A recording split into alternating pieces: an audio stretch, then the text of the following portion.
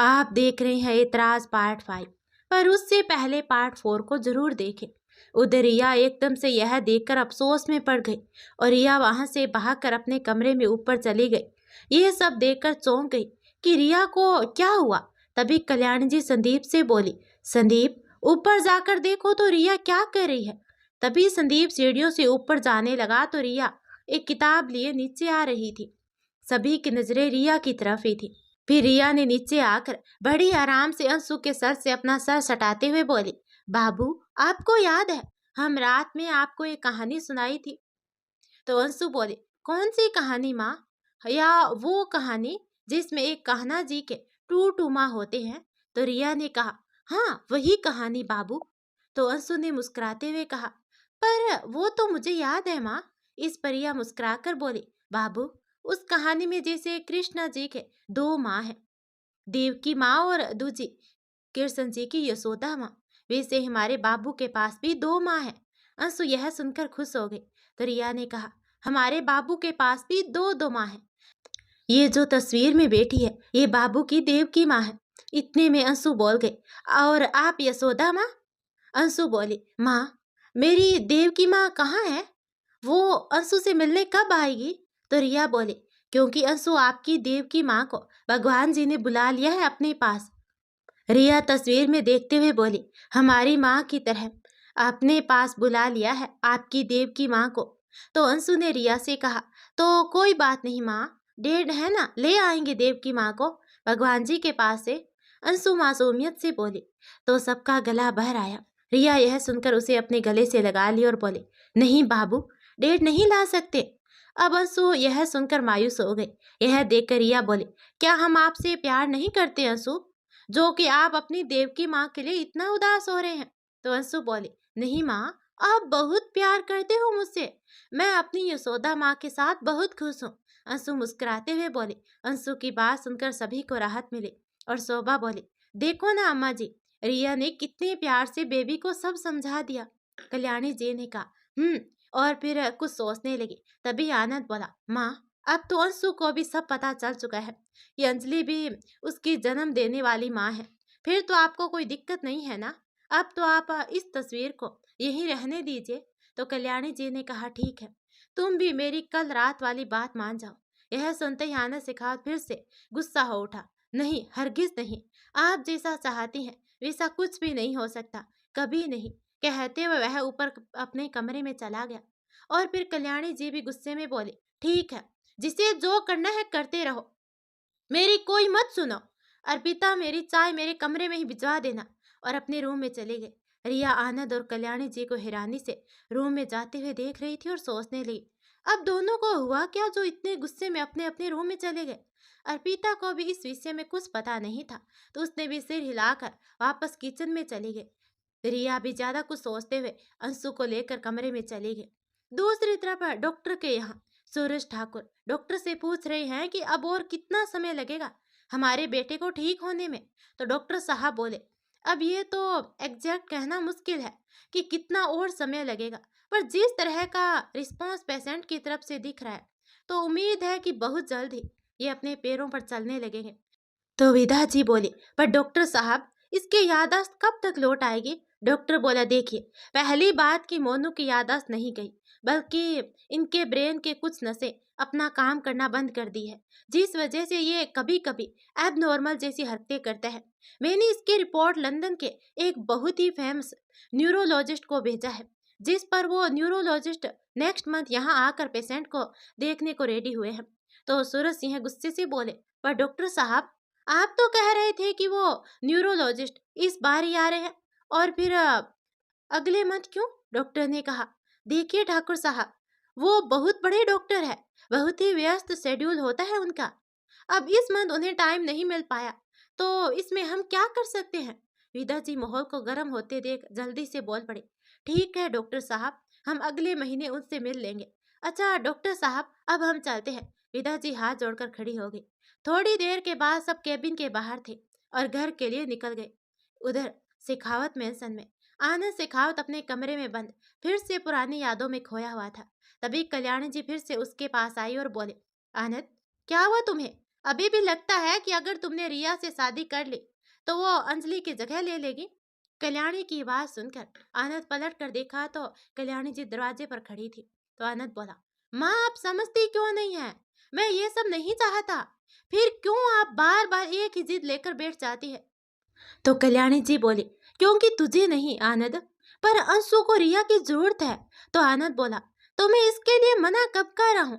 वो यहीं रह रही है तो फिर अब क्या दिक्कत है? तो कल्याणी जी बोली, दिक्कत यह है कि अगर उसके गांव वाले आकर उसे वापस ले गए तब क्या होगा? तो आनंद ने कहा, हाँ तो वो उनके आदमी है, वो ले जाएंगे तो इसमें हम क्या कर सकते हैं? कल्याणी जी बोले, फिर अंशु का क्या? क्या वो रह पाएगी रिया के बिना? तो आनंद शेखावत ने कहा, ऐसा कुछ नहीं है माँ, वो मैं आजकल अंशु पर ध्यान नहीं दे पाया ढंग से, इसीलिए अंशु उस लड़की की तरफ अट्रैक्ट हो गई थी। अब ऐसा नहीं होगा माँ, मैं फिर से खुद ही अंशु का ख्याल रखूंगा जैसे पहले रखता आया था। तो कल्याणी जी ने कहा, क्या ये इतना आसान है आनंद? तो आनंद बोला, अंशु को संभालना आनंद शेखावत के लिए इतना मुश्किल भी नहीं है। कल्याणी जी बोली, ठीक है करके देख लो। आनंद, पर हार गए तो मेरी बात माननी पड़ेगी, कहकर कल्याणी जी वहां से चली गई। आनंद भी उनके पीछे पीछे निकला और नीचे अंशु को रिया के साथ खेलते देखकर अंशु को अपनी गोद में उठा लिया और अपने कमरे में लेकर आ गया। रिया उसे ऐसे अंशु को ले जाते देख आनंद के पीछे पीछे आई तो आनंद बोला, मैं अपनी बच्ची का ख्याल खुद रख सकता हूँ, कहकर रिया मुंह पर कमरे का गेट बंद कर दिया। गेट के बाहर रिया हैरानी से देखती रह गई। अंदर अंशु बोले, ओ डैड, माँ को चोट लग जाएगी। आनंद शेखावत अंशु से बोला, तुम्हें उसकी चिंता करने की कोई जरूरत नहीं है अंशु, वो ठीक है, आप खेलो।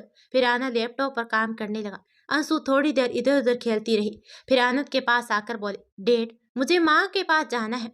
चलो डैड, अब मुझे माँ के पास ले चलो। तो आनंद लैपटॉप को साइड करते हुए अंशु को अपनी गोद में उठाकर बोला, क्यों अंशु को डैड के पास नहीं रहना क्या? तो अंशु बहुत ही मासूमियत से बोले, पर डैड यहाँ माँ नहीं है ना, नीचे चलो, वहां आपकी और माँ के साथ खेलूंगी। तो आनंद शेखावत ने कहा, नहीं अंशु, अब बस अपने डैड के साथ ही रहोगी। अंशु के कंधे पर अपनी ठुड्डी गड़ाते हुए कहा। तो अंशु जिद करने लगी, आनंद का हाथ अपने ऊपर से हटाने लगी। तो आनंद ने अंशु को और अच्छे से पकड़ लिया और बोला, बिल्कुल नहीं, अंशु अब कहीं नहीं जाएगी, वो बस अपने डैड के साथ रहेगी। पर अंशु तो जिद पर अड़ गई। अंशु के जिद करने पर आनंद को गुस्सा आ गया और वो बोला, मैंने कहा ना नहीं तो नहीं, एक बार में बात समझ में नहीं आती क्या? क्या ये माँ माँ की रट लगा रखी है? नहीं है वो आपकी माँ, समझी ना? अब अंशु कहीं नहीं जाएगी, बस अपने डैड के साथ ही रहेगी। अंशु आनंद के इस तरह से डांटने पर रोने लगी और बोली, आपसे अच्छी तो माँ है, छोड़ो मुझे डैड। फिर से अंशु आनंद की गोद से उतरने के लिए हाथ पैर चलाने लगी, लेकिन आनंद ने अंशु को नहीं छोड़ा। तो अंशु रोना और तेज हो गया। इस पर आनंद अंशु को चुप कराते हुए उसे अपने सीने से लगाकर बोला, सॉरी बेटा, सॉरी, वो डैड ने गलती से आपको डांट दिया। आप ही तो माँ माँ करके डैड को परेशान कर रखा था ना, तो फिर आपके डैड क्या करते अंशु? आप समझते क्यों नहीं हो? वो नहीं है आपकी माँ, नहीं बन सकती आपकी माँ, कोई भी कभी नहीं बन सकता आपकी माँ। तो वो थी जो हम सबको छोड़कर चली गई, और कोई नहीं है आपकी माँ। पर अंशु का रोना बंद नहीं हुआ। अंशु अब अपने छोटे छोटे हाथों की मुठ्ठियां बनाकर उसे आनंद के पेट पर बरसाने लगी और बोली, नहीं डैड, आप झूठ बोल रहे हो, अंशु की माँ बाहर है। अंशु चुप ही नहीं हो रही थी। आनंद शेखावत अंशु को मनाने की बहुत कोशिश कर रहा था, पर अंशु का रोना बंद ही नहीं हो रहा था। बाहर दरवाजे के पास खड़ी रिया को जब उसका रोना बर्दाश्त नहीं हुआ तो भागकर नीचे आई और कल्याणी जी से बोली, अम्मा जी, साहब जी की तरफ से हम माफी मांगते हैं। अम्मा जी, आप साहब जी को माफ कर दो ना, और अम्मा जी, आप साहब जी से जाकर कह दो कि बाबू को हमारे पास आने दे, बाबू बहुत ही रो रही है। रिया कल्याणी जी के कदमों में बैठकर हाथ जोड़कर रोने लगी।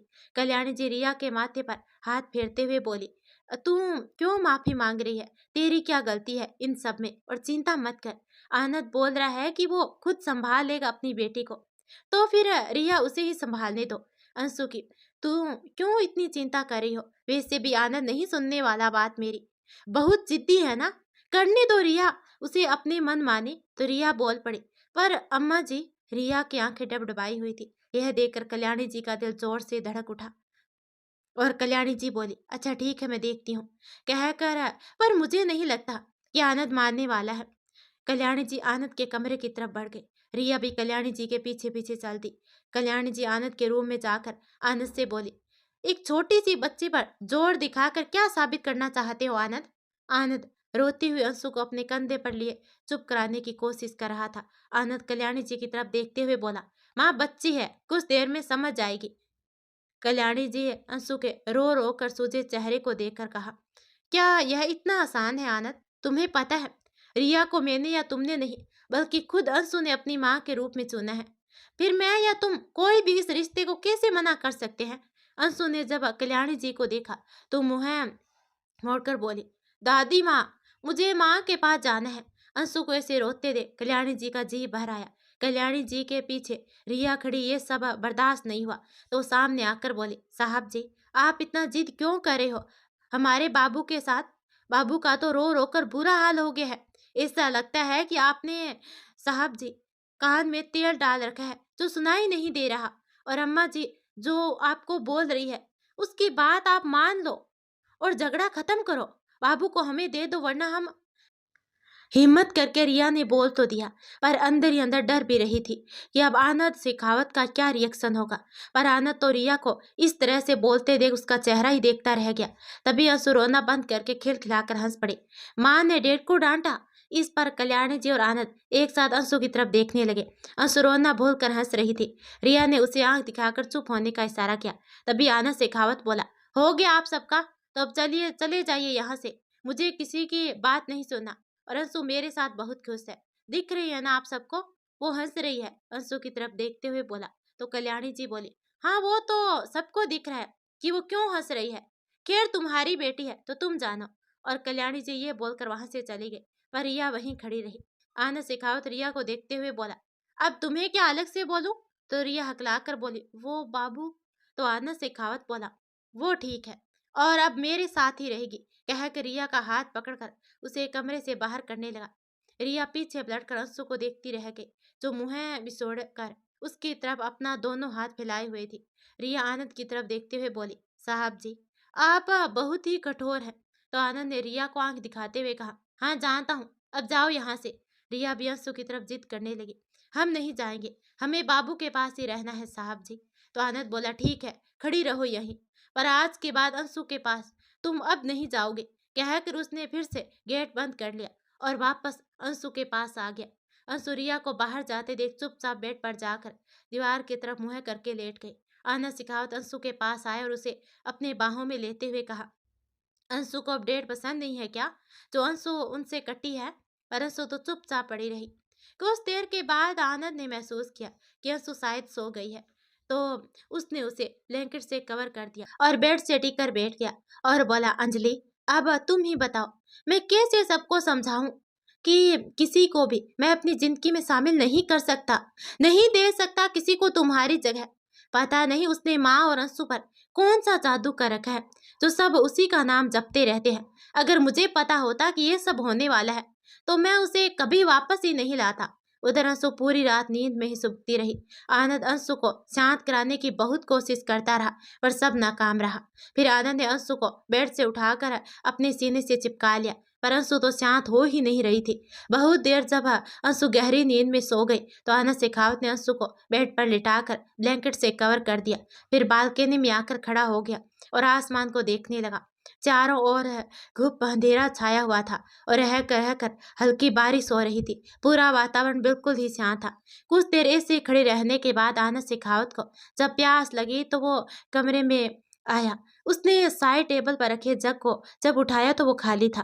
तो आनंद ने एक नजर अंशु पर डाली जो अभी भी रह कर सुबक रही थी। आनंद अंशु के सर पर हाथ फेर कर खुद किचन में जाकर पानी लेने का सोच जग लेकर अपने कमरे के दरवाजे की तरफ बढ़ गया।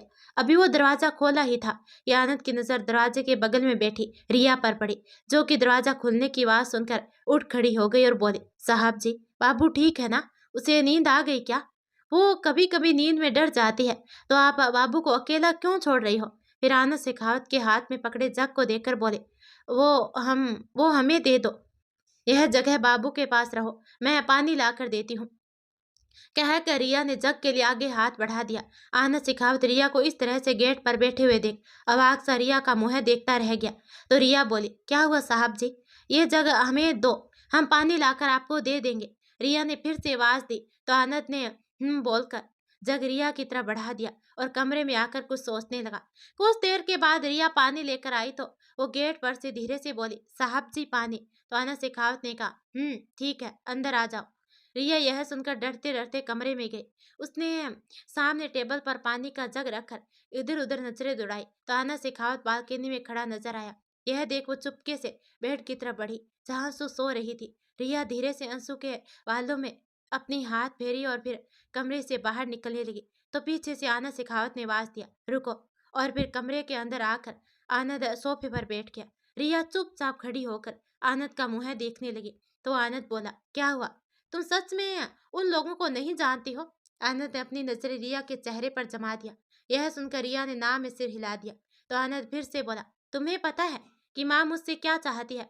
तो रिया ने फिर से नाम में सिर हिला दिया तो आनंद बोल पड़ा, अभी कुछ देर पहले बहुत जोर से बोल रही थी, फिर अभी ये गूंगे की तरह सिर क्यों हिला रही हो? रिया ने धीरे से कहा। वो जोर की आवाज सुनकर बाबू उठ जाएंगे। तो आनंद शेखावत भी अंशु की तरफ देखने लगा। अंशु अब शायद नींद में भी रिया के खुद के पास के होने का एहसास हो चुका था और अंशु के चेहरे पर अब मुस्कान खिल गई थी। यह देखकर आनंद शेखावत आश्चर्य से रिया की तरफ देखा जो अभी बड़े प्यार से अंशु को देख रही थी। तो आनंद शेखावत ने सीधे और स्पष्ट लहजे में कहा, वो माँ चाहती है कि मैं तुमसे शादी कर लूं। पर रिया बिना आनंद शेखावत की तरफ ध्यान दिए अंशु को निहारते हुए बोले, हाँ तो कर लो ना, इसमें कौन सी बड़ी बात है, सब लोग करते हैं, आप ही कर लीजिए, कौन सी आफत आ जाएगी। आनंद शेखावत रिया की बात सुनकर हैरानी से उसे देखने लगा। मतलब तुम भी यही चाहती हो? तुमने जानबूझकर अंशु का बहाना बनाया ताकि मुझसे शादी कर सको? अब उसका चेहरा गुस्से से लाल हो गया। तभी रिया को आनंद शेखावत की बात का मतलब समझ में आया तो वो चिढ़ पड़ी। आपने क्या कहा? हमारे से शादी? आपकी शादी? यह कैसे हो सकता है? रिया का गला बिल्कुल सूख चुका था तो आनंद बोल पड़ा, हाँ तो और किससे? तुम्हें क्या लगा मैं कुछ समझ नहीं रहा? मुझे सब समझ में आ रहा है। तुमने यह जानबूझकर किया है।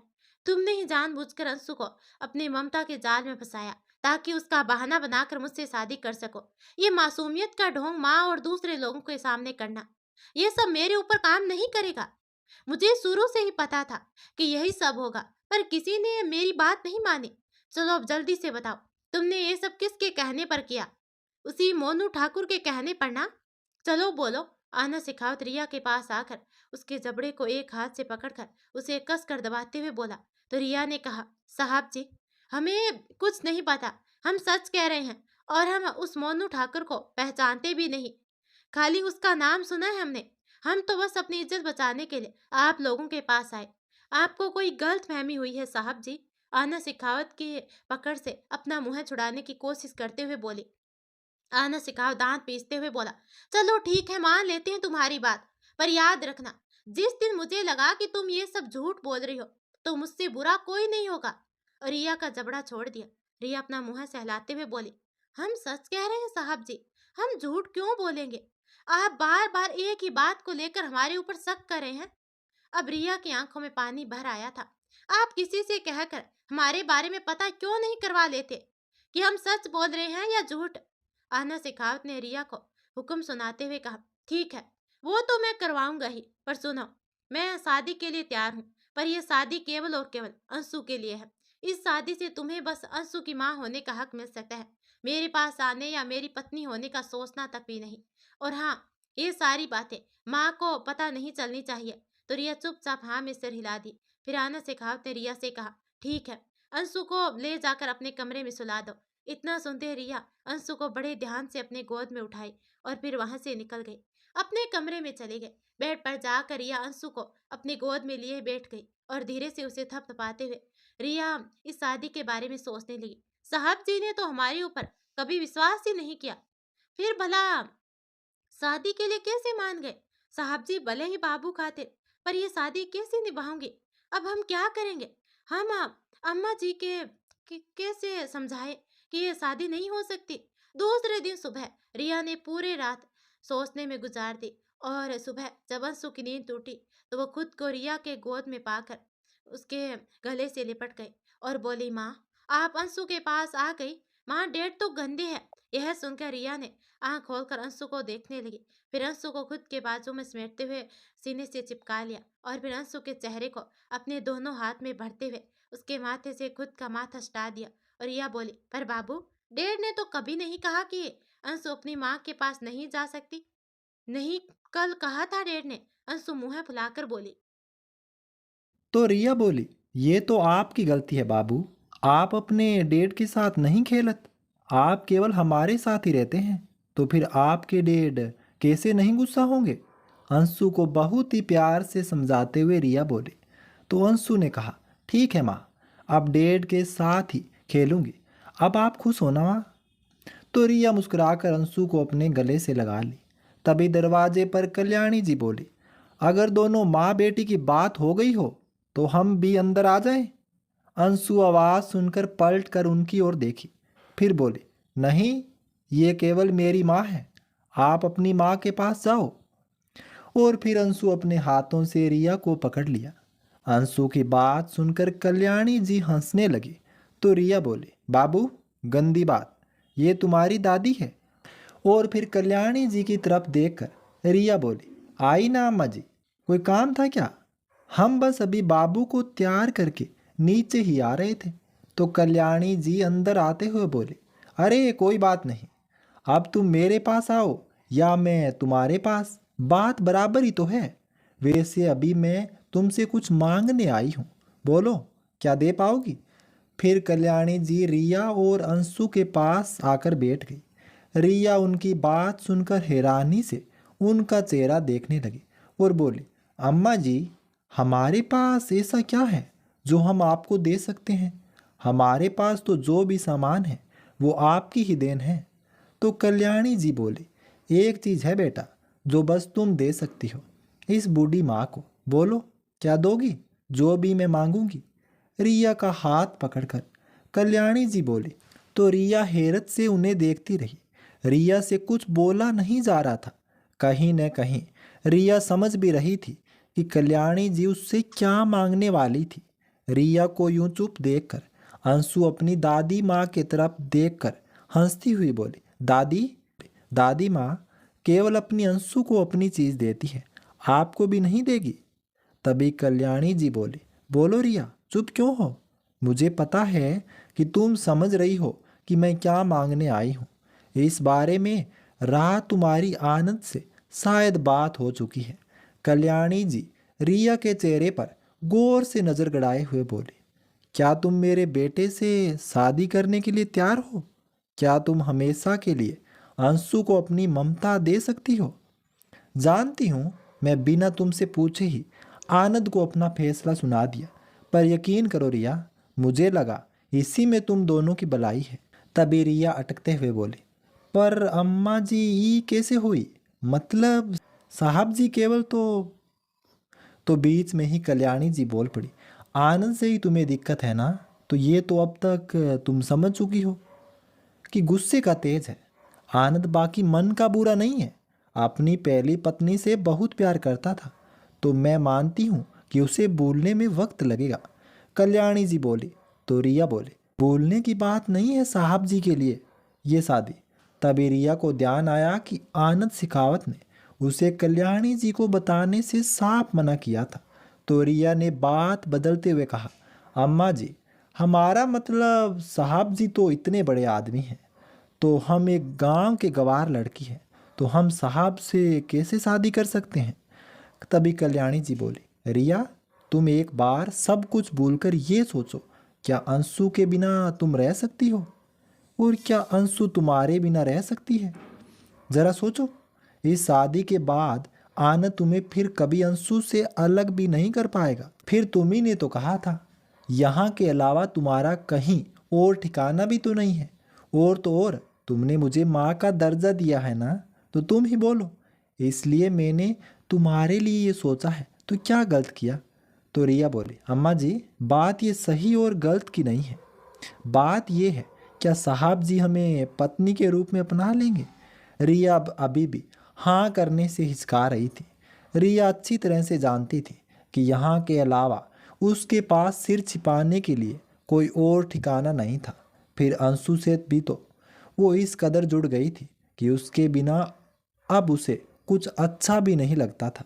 लेकिन साहब जी, उन्होंने तो साफ साफ कहा था कि वो इस शादी को कभी भी नहीं अपनाएंगे, तो ऐसे में ये शादी का क्या महत्व रह जाता। तभी अंशु बोली, दादी ये शादी क्या होती है? माँ डेढ़ से शादी करेंगे तो क्या होगा? इस पर शोभा काकी बोली, तो आपको रिया माँ हमेशा हमेशा के लिए आपके पास रहेगी, फिर कोई आपको उनसे दूर नहीं करेगा, तुम्हारे डेढ़ भी नहीं। तभी शोभा मुस्कुराते हुए बोली, तो अंशु रिया के चेहरे पर अपने दोनों हाथ रखते हुए उसे अपनी ओर घुमाया, फिर बोली, माँ आप डेढ़ से शादी कर लो, फिर डेढ़ आपको हमसे कभी अलग नहीं करेंगे। यह सुनकर रिया की आंखें डबडबा गई और वो अंशु को गले से लगा ली। शोभा भी रिया को देखते हुए बोली, अब तो बेबी जी भी बोल रही है, अब तो हाँ कर दो रिया। तब रिया ने हाँ में सिर हिला दिया और अंशु को अपने सीने से चिपका ली। कल्याणी जी यह देखकर बहुत खुश हुई और प्यार से रिया के माथे को चूम लिया और कल्याणी जी ने शोभा को इशारा किया तो शोभा ने कल्याणी जी के सामने एक बैग लाकर रख दिया। कल्याणी रिया से बोले, अभी आराम करो रिया, फिर शाम में ये कपड़े और गहने पहनकर तैयार हो जाना, मैं आज ही मंदिर में तुम दोनों की शादी करवाऊंगी। रिया को बोलकर कल्याणी जी शोभा के साथ कमरे से बाहर चली गई। उधर आनंद शेखावत कार लेकर सीधे अपने ऑफिस चला गया। वहां जाकर वो सीधे अपने केबिन में टेबल के पास रखी अंजलि की तस्वीर के पास जाकर बैठ गया और उससे बातें करने लगा। मुझे माफ़ कर दो अंजलि, मैं मजबूर हो गया था, मैं ऐसा बिल्कुल भी नहीं चाहता था, मैं तुम्हें धोखा नहीं देना चाहता था। मैंने वादा किया था तुमसे कि अपनी ज़िंदगी में तुम्हारे अलावा किसी और को कभी नहीं आने दूंगा, पर मैं अपने वादे पर कायम नहीं रह सका। मैं बहुत कमज़ोर हो गया था माँ और अंशु के आगे। मैं इतना खुदगर्ज निकला कि माँ को कभी भी समझा नहीं पाया और मजबूरी में मैंने उस लड़की की ज़िंदगी भी बर्बाद कर दी। मुझे माफ़ कर दो अंजलि, मुझसे बहुत बड़ी गलती हो गई। मैंने बहुत गलत किया है तुम्हारे साथ, ना चाहते हुए भी उस लड़की को तुम्हारे बराबर लाकर खड़ा कर दिया। मुझे माफ़ कर दो अंजलि, मैं अपना वादा नहीं निभा पाया, मैं चाहकर भी शादी को होने से नहीं रोक पाया। तभी आनंद शेखावत को अपने कंधे पर अंजलि का स्पर्श महसूस हुआ तो वो पलट कर उसके कमर में अपनी बाहें लपेट कर रोने लगा। अंजलि भी कुछ देर के लिए आनंद के बालों को सहलाती रही। फिर जब आनंद थोड़ा शांत हुआ तो उसे खुद से अलग कर आनंद के चेहरे को ऊपर उठाते हुए अपनी उंगलियों से उसके आंसू साफ किए।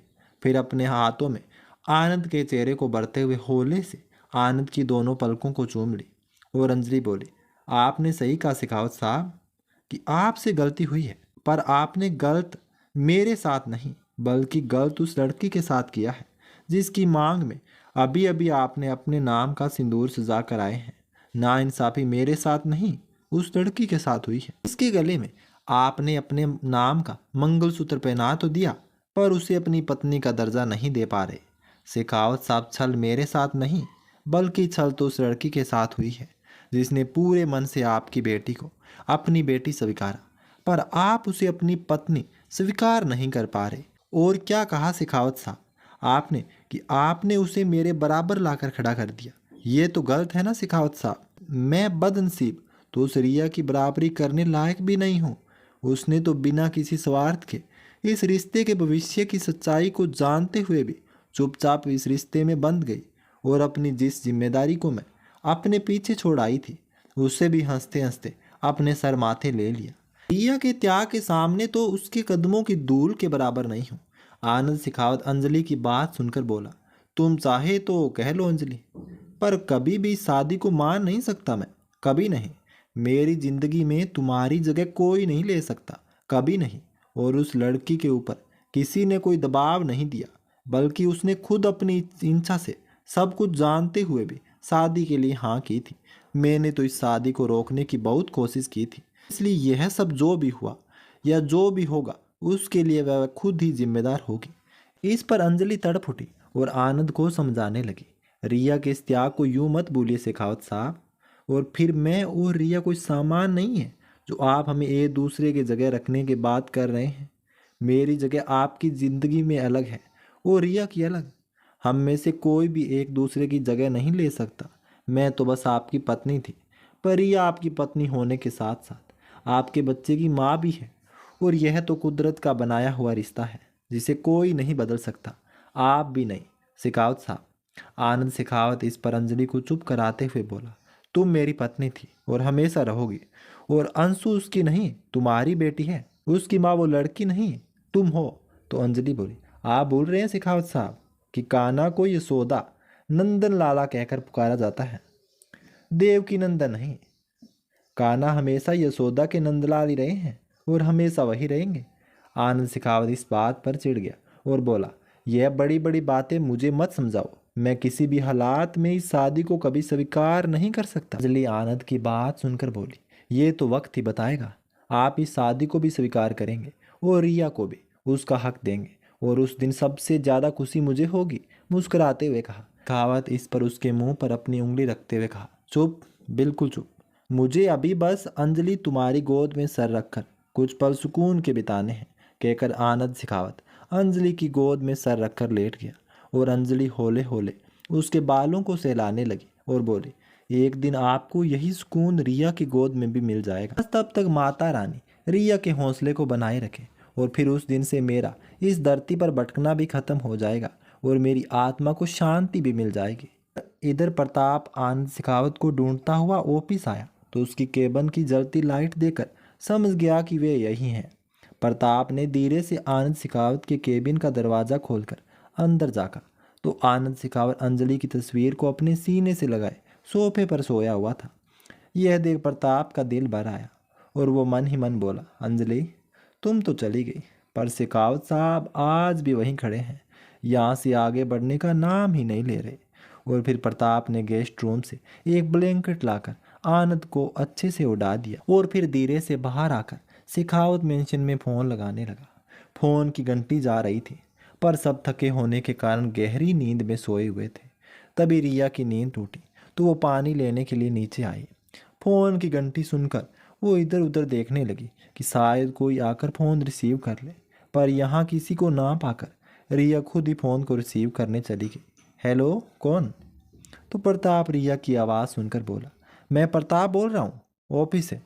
तो रिया बोली, आप इस वक्त? पर साहब जी कहाँ हैं? वो ठीक तो है ना? अम्मा जी कह रही थी आप उनके पास जाएंगे। आप उनके पास गए कि नहीं? रिया ये सब एक ही सांस में बोल गई। प्रताप रिया के मन की अकुलाहट को समझते हुए बोला, हाँ हाँ, मैं शेखावत साहब के पास हूँ। पर रिया तुम बिल्कुल चिंता मत करो, वो ठीक है और अभी सो रहे हैं। तुम अपना बताओ रिया, तुम ठीक हो ना? तो रिया ने कहा, हाँ भैया हम तो ठीक हैं। आनंद शेखावत की सलामती का सुनकर रिया के मन को तसल्ली मिली। पर तभी प्रताप कुछ सोचते हुए बोला, रिया मुझे तुम्हें कुछ बताना है। तो रिया ने कहा, हाँ बोलो ना भैया, हम सुन रहे हैं। रिया का मन अब फिर से अनजानी आकांक्षा से घबरा उठा था। भले ही अंशु के लिए उसने भी शादी के लिए हाँ करी थी, पर शादी की हर फेरों के साथ रिया ने पूरे मन से इस रिश्ते को निभाने का खुदा से वादा किया था। प्रताप भी इस समय उसके दिमाग में चल रहे भावों को समझ रहा था। फिर प्रताप बोला, रिया तुम डरना मत। ये सब सुनकर वो शेखावत साहब जब भी अकेले होते हैं, अंजलि के होने के भ्रम में उसकी तस्वीर से बातें करते रहते हैं, तो तुम कभी ऐसा महसूस करो तो डरना मत, बस हिम्मत से काम लेना। रिया वो क्या बात है ना रिया कि शेखावत साहब अभी भी अंजलि को बहुत प्यार करते हैं और उसकी मौत के बाद भी अपनी यादों में उसे जीवित रखे हुए हैं। ये सुनकर रिया की आंखें छलक आई। वो ये तो जानती थी कि आनंद शेखावत अंजलि से बहुत प्यार करते हैं, पर इतना कि अभी भी उसे अपनी यादों में जिंदा रखे हुए हैं, ये नहीं जानती थी। उन दोनों के प्यार के आगे रिया खुद ब खुद नमस्तक हो गई और बोली, साहब जी अंजलि दीदी से इतना प्यार करते हैं। इतना प्यार तो हम बस किस्से और कहानियों में ही सुना है, अब ये सब पहली बार हम अपनी आंखों से देख रहे हैं। भैया कहीं हमने कोई गलती तो नहीं कर दी उन दोनों के बीच में आकर? तो प्रताप बोला, नहीं नहीं रिया, तुम ऐसा क्यों सोचती हो? अंजलि तो है ही नहीं जो तुम उन दोनों के बीच में आओगी, और तुमने कोई गलती नहीं किया, बल्कि शेखावत साहब के परिवार पर उपकार किया है ये शादी करके। और तू चिंता मत करना, सब जल्दी ही ठीक हो जाएगा। अच्छा ठीक है, आप जाकर सो जाओ, बहुत रात हो गई है। रिया मैं सुबह शेखावत साहब को लेकर वहाँ आ जाऊँगा। तो रिया बोले, पर आप भी अपना और साहब जी का ख्याल रखिएगा भैया। और फिर वो फ़ोन रखकर अंजलि और आनंद शेखावत की तस्वीर को तरफ देखने लगी और सोचने लगी, सच में इतनी सुंदर जोड़ी कैसे बिछड़ गई। पता नहीं किसकी बुरी नज़र लग गई इस जोड़ी को। पर अंजलि दीदी, हमें माफ़ कर दो, हम आपकी जगह नहीं लेना चाहते, कभी भी नहीं। हम तो बस साहब जी की दासी बनकर ही खुश रह लेंगे, क्योंकि हमारे पास तो हमारी सबसे बड़ी खुशी बाबू है। बस साहब जी सलामत और खुश रहे। तभी एक ठंडी हवा का झोंका रिया के शरीर को स्पर्श करके वहाँ से चला गया। उस हवा की शीतल ठंडक को महसूस कर रिया ने अपनी आंखें मूंद ली। फिर अपने भीगी पलकों को पोंछ कर वह किचन में चली गई। न जाने क्यों अचानक से उसका मन बहुत हल्का हो गया। कुछ देर पहले जो कसमकस उसके मन में चल रही थी वह सब खत्म हो गया। जैसे उसने सारी परिस्थितियों को खुशी खुशी अपना कर उसी में अपनी खुशी ढूंढ ली है और अब उसके पास उदास रहने की कोई वजह भी नहीं बची थी। सुबह जब अंशु सोकर उठी तो रिया को देखकर खुशी से उसके गले लग गई और बोली, गुड मॉर्निंग माँ। अभी उसकी आवाज़ सुनकर जग गई और फिर उसे अपने बाहों में समेट कर उसके सिर से अपना सिर सटाते हुए बोली, गुड मॉर्निंग बाबू। आज तो हमारा बाबू बहुत खुश लग रहा है। कौन सी बात है बाबू आज? तो अंशु बोली, खास बात है माँ, आप हमेशा हमारे पास रहोगी। अभी तो डैड भी हमें आपसे अलग नहीं करेंगे। माँ, अब हम डैड को भी गुड मॉर्निंग विश करके आते हैं। अंशु बेड से नीचे उतरते हुए बोली। रिया इससे पहले उसे रोक कर कुछ बता पाती कि उसके डैड तो रात से ही घर में नहीं है, तो अब तक रिया के गाल पर किस करते हुए बोली। बेड से कूदते हुए कमरे में बाहर चली गई और रिया भी उतरकर अंशु के पीछे जाने ही वाली थी कि तभी उसकी नज़र सामने आईने में अपने अक्स पर पड़ी। उसने रात में चेंज भी नहीं किया था, वो अभी भी उन्हीं कपड़ों में थी उसने कल शादी के वक्त पहन रखे थे। रिया का हाथ अपने माथे पर लगे सिंदूर पर चला गया, फिर वहां से नीचे मंगलसूत्र पर आ गया। मंगलसूत्र को स्पर्श कर उसके मन में अजीब खुशी महसूस हुई और उसने मंगलसूत्र को दोनों हाथों से पकड़कर अपने दोनों आंखों में लगा लिया और बोली, साहब जी हमें भले ही अपनी पत्नी नहीं मानते, पर हमारे लिए अब ये शादी ही हमारी दुनिया है और आप हमारे मन मंदिर के देवता। तभी कल्याणी जी वहाँ आ गई। उन्हें देखकर रिया जल्दी से उनके पाँव छू लिए। कल्याणी जी ने रिया को उठाते हुए अपने गले से लगा लिया और कल्याणी जी बोली, रिया, तुम्हें मेरे पाँव छूने की ज़रूरत नहीं है। अंजलि की तरह तुम भी हमारे लिए हमारी बेटी हो। अच्छा, अब नहा धोकर तैयार हो जाओ, आज तुम्हारी पहली रसोई है अपने ससुराल में। ससुराल शब्द सुनकर रिया के मन में एक सुकून सा आ गया। वो मुस्कुरा दी और बोली, अम्मा जी, हम पहले बाबू को तैयार कर देते हैं, फिर हम तैयार हो जाएंगे। तो कल्याणी जी हंसते हुए बोली, तुम तैयार हो जाओ, वो अभी आनंद के पास है, थोड़ी देर उन्हें एक दूसरे के साथ रहने दो। दोनों के बीच परसों रात का हिसाब किताब हो रहा है। आनंद शेखावत के आने का सुनकर रिया ने जल्दी से पूछा, वो साहब जी आ गए? वो ठीक तो है ना? तो कल्याणी जी मुस्कुरा दी। उन्हें मुस्कुराते हुए देखकर रिया शर्मा कर नजरें चुराते हुए बोली, वो तो हम अम्मा जी इसलिए पूछ रहे हैं क्योंकि रात में वो गुस्से में चले गए थे। तभी कल्याणी जी मुस्कुराते हुए बोली, पर मैंने कहाँ कुछ कहा, ऐसे खुश रहा करो। मुझे यकीन है कि तुम्हारी ये निश्चल मुस्कान जल्दी ही उसके मन के सारे गुस्से को शांत कर देगी। अच्छा ठीक है, आप तैयार होकर जल्दी से नीचे आ जाओ और इससे पहले कि वो ऑफिस के लिए निकल जाए जल्दी से चूल्हा पूजन की रस्में अदा करके उसके लिए कुछ मीठा बना दो। कल्याणी जी रिया के सिर पर हाथ फेरते हुए बोली और वहां से जाने लगी। फिर गेट पर जाकर जैसे ही उन्हें कुछ याद आया वो पलट कर बोली, रिया, कल वाले बैग में पीले रंग की साड़ी पड़ी है, वही पहन लेना, आनंद का पसंदीदा रंग है पीला। और मुस्कुराते हुए वहां से चली गई। तभी रिया जल्दी से कबर्ड से वो बैग निकाली और उसमें से वो पीली साड़ी निकाल कर उसे देखते हुए बोली, मतलब कि साहब जी के लिए हमारी तरह पीला रंग पसंद है। और फिर उस साड़ी को बेड पर रखकर उस बैग को टटोलने लगी तो रिया को उसमें से उस साड़ी के मैचिंग कलर की चूड़ी भी मिल गई। फिर रिया ने सारे सामान को बेड पर रखकर उस बेड को कबर्ड से वापस रख दी और फिर अंशु के लिए एक पीले रंग की फ्रॉक निकाल ली और सोचने लगी, आज तो दोनों माँ और बाबू पीला पहनेंगे। और फिर वॉशरूम में चली गई। जब वो वॉशरूम से वापस आई तब तक अर्पिता आकर बेड पर रखे हुए अंशु के कपड़े ले गई। आज शेखावत साहब खुद अंशु को तैयार कर रहे हैं। रिया ने हाँ में सिर हिलाकर जल्दी से वो साड़ी पहनकर तैयार हो गई। आईने के सामने जब वो अपने बाल बना रही थी तो उसकी नज़र अपनी मांग पर पड़ी जहां पानी पड़ने के कारण सिंदूर धुल गया था, फिर भी उसकी लाली रह गई थी। वो मुस्कुराकर सामने रखे सिंदूर की डिब्बी उठाई, जो उस बैग में उससे निकाली थी और फिर चुटकी से अपने मांग में सिंदूर भर ली। फिर आईने में खुद को देखकर वो कमरे से बाहर आ गई। नीचे आते वक्त उसने एक नज़र आनंद शेखावत के कमरे पर डाली। से अंशु के खिलखिलाने की आवाज़ सुनाई दी तो उसे तसल्ली हो गई कि आनंद शेखावत का मूड पहले से ठीक है।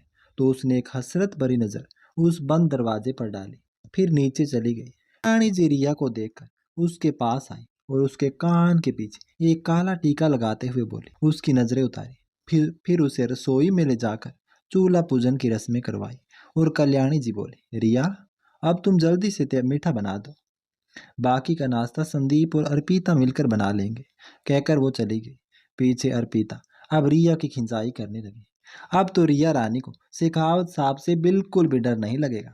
रिया इस पर मुंह बनाकर बोली, कहाँ दीदी, अब तो साहब जी से बहुत डर लगता है, वो बहुत गुस्सा होते हैं इस शादी से। तभी अर्पिता बोली, ऐसा नहीं है रिया, वो अचानक से इतना कुछ हो गया, वो खुद को संभाल नहीं पाए। वैसे भी तुमने तो अब तक उनके सामने जाकर उन्हें डांटने की हिम्मत भी कर ली है। हम सब ने परसों रात में देखा था, और फिर अब तो उनको डांटने का हक भी मिल गया है। अर्पिता हंसते हुए बोली। तो रिया ने कहा, अर्पिता ये सब छोड़ो, मुझे बेसन का हलवा भी बनाना है जो साहब जी को पसंद आए। अर्पिता मुस्कुरा कर बोली, ऐसा करो रिया, तुम बेसन का हलवा बना लो। शेखावत साहब जी के साथ साथ अंशु बेबी को भी वो बहुत पसंद है। बेसन का डब्बा रिया के हाथ में थमाते हुए अर्पिता बोली। उधर कुछ देर बाद आनंद शेखावत अंशु को लेकर नाश्ते के टेबल पर आ गया था। अर्पिता रोज की तरह सबका नाश्ता टेबल पर लगा रही थी। तो कल्याणी जी ने पूछा, रिया कहाँ है अर्पिता, आज उसकी पहली रसोई है, तो उसने कुछ बनाया या नहीं। तो अर्पिता बोली, बनाया है ना अम्मा जी, रिया तो बेसन का हलवा बनाया है, अब लेकर आने में शर्मा रही है। वो आनंद शेखावत की तरफ देखकर मुस्कुराते हुए बोली। आनंद शेखावत ये सुनकर कुर्सी से उठने लगा। तो कल्याणी जी बोली, अब तुम्हें क्या हुआ, आज तुम्हारी पत्नी की पहली रसोई है तो तुम रस्म पूरा करने की जगह उठकर जा रहे हो। तो आनंद बोला, माँ आपकी बात मानकर शादी तो कर ली मैंने, पर अब ये सब नहीं हो सकता मुझसे।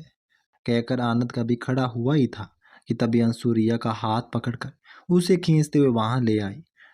पीछे से संदीप हलवे का बाउल लाकर टेबल पर रख दिया और अंशु रिया को लेकर आनंद शेखावत के पास आ गई और बोली, डेड देखो ना, आज मैं और माँ दोनों सेम सेम। अंशु की बात सुनकर आनंद शेखावत अचानक उसकी तरफ देखा तो अनायास ही उसकी नज़र रिया की तरफ उठ गई। उस पीली साड़ी में वो सचमुच में बहुत खूबसूरत लग रही थी। उसके चेहरे पर वो मुस्कान नहीं थी जो और दिन में उसके चेहरे पर बनी रहती थी। ये देखकर आनंद को भी कुछ चुभन सा फील हुआ। फिर आनंद ने अपनी नज़र रिया से हटा ली। तभी अंशु उसका हाथ पकड़कर उसे बिठाने के लिए कहने लगी, डेड अंशु को हलवा खिलाओ ना, माँ ने अंशु के लिए उसका फेवरेट हलवा बनाया है। मजबूरी में आनंद शेखावत को वापस बैठना पड़ा। तो कल्याणी जी के इशारे करने पर रिया ने जल्दी से उसके प्लेट में हलवा परोस दिया। आनंद शेखावत अंशु को हलवा खिलाने लगा तो अंशु ने जबरदस्ती एक चम्मच उसके मुंह में भी डाल दिया और बोल पड़ी, माँ ने बहुत अच्छा हलवा बनाया है ना, अर्पिता आंटी से भी अच्छा।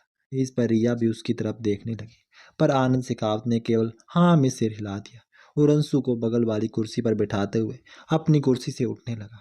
तो रिया धीरे से बोली, साहब जी बाबू के खातिर नाश्ता तो कर लो ना, ऐसे परोसी गई थाली में ऐसे नहीं उठते साहब जी। रिया का चेहरा ना चाहते हुए भी मुरझा गया था।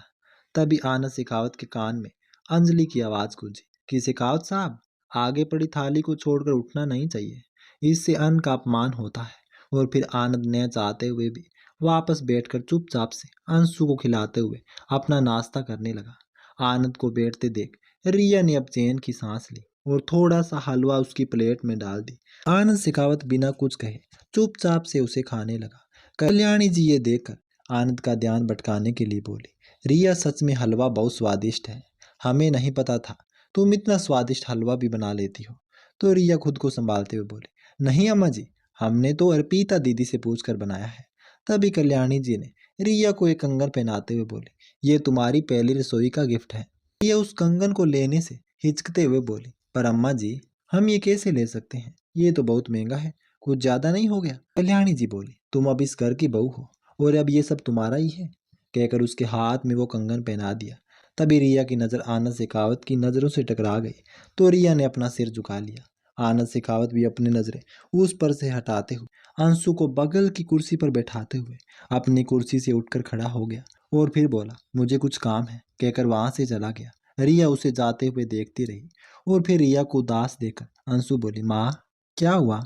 तो रिया ने फिर अपने चेहरे पर मुस्कुराहट सजाकर अंशु को अपनी गोद में बिठा लिया और बोली, अब बाबू माँ के हाथ से नाश्ता करेगा। फिर उसके साथ बात करते हुए रिया उसे खिलाने लगी। कल्याणी जी ये देखकर ये गहरी सांस ली और सोचने लगी, अभी जरूर ये सब इतना उलझा हुआ है, जल्द ही सब सुलझ जाएगा और ये घर फिर से घर बन जाएगा। तो आखिर गाइस, क्या कल्याणी जी की इच्छा पूरी हो पाएगी? क्या आनंद शेखावत रिया को अपनाएगा? ये सब जानेंगे कहानी के अगले पार्ट में। अगर आप चाहते हैं कहानी का नया पार्ट आते ही आपको पता चल जाए तो घंटी वाला बटन दबा देना, चैनल को सब्सक्राइब करके।